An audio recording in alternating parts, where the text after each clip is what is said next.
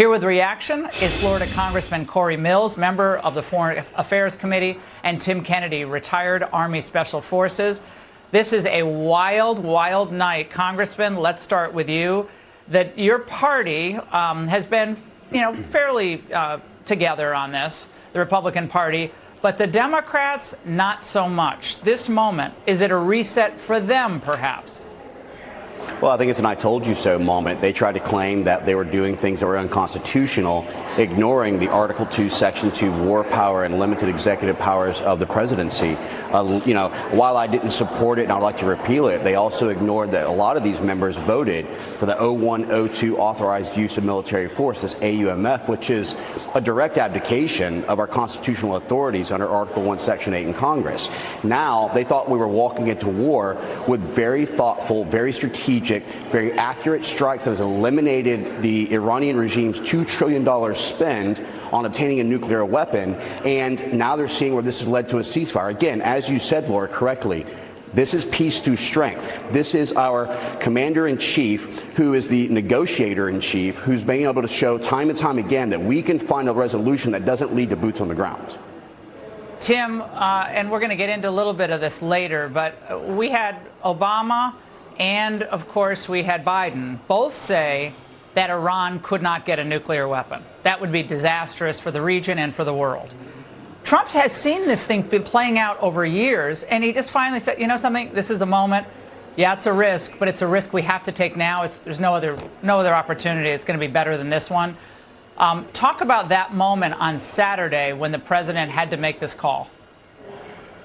Yeah, I think it's ironic and honestly pathetic that there's been any sediment from the Democratic Party about this enriched uranium. This was American taxpayers, billions of dollars that were sent over by us, sometimes on pallets of cash to them. But this attack specifically on, what was formally paid for by American taxpayers, these sites were so strategic and so incredible, where we had Middle America bombers take off from Missouri, fly all the way halfway around the world, and then hit very specific sites down, floors to floors of concrete underground and completely obliterate the capability of not just the infrastructure, but the equipment necessary to enrich the uranium. This is a testament, and this is, a type of diplomacy that the world's just not used to. President Trump is in office right now, and the diplomacy that we take is from a position of strength. He does not bluff. If the negotiation is going to happen, it's going to be from the position of power, authority, and the moral high ground, and that's definitely what we saw after the attacks this weekend. And we also should point out that the B-2 bombers and this technology, this is 35-year-old technology. That's right. I mean, it's amazing. I mean, this was when I was a young lawyer, when this was first introduced, and we were seeing the plane and how it was developed by Northrop. And now, all these years later, it's used, and President Trump was very clear. This has to be targeted, precise, and the mission has to be stated clearly. What was the mission?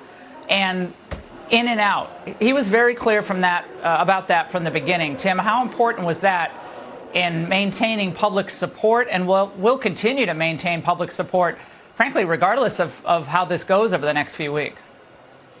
Yeah, I mean, look about the statement that was made to the world.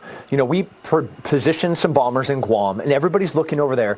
We're also saying we did not take the eye off the ball in the Pacific region. We still have the capability. We can do this anywhere in the world, from anywhere in the world. Obviously, this capability does not exist anywhere with any peer-level adversary. We have the bombs, we have the planes, we have the expertise, we have the intelligence. We went over there and destroyed, absolutely annihilated these facilities without any strike, without any plane taking off, without any knowledge that we were about to do it.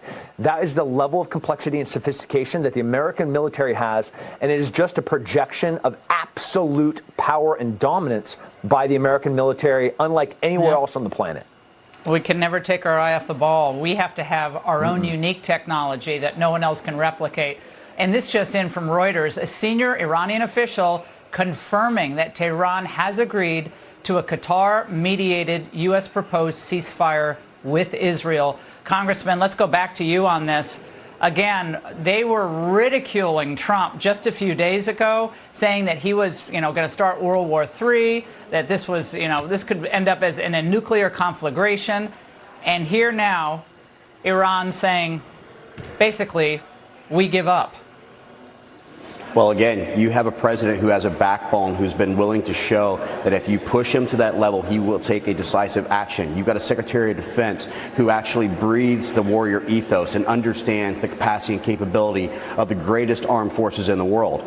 You had Iran, who thought that we were going to basically sit there and bluff. He thought that we were Obama, who was going to fly in pallets of cash and Swiss francs. He thought that we were the Biden administration, who was going to give him $10 billion in fungible assets, JCPOA, the failed nuclear strategy, and allow them to keep exporting oil.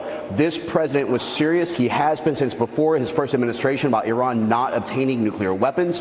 And unfortunately, Iran learned a very difficult 12-day lesson that they could have avoided by just coming to the negotiation table, which is what President Trump and our vice president had asked for from the beginning. Congressman Tim, both of you, thank you very much on this breaking news night. Thank you, Laura. Huge, huge news for the country and, frankly, for the entire Middle East and the world.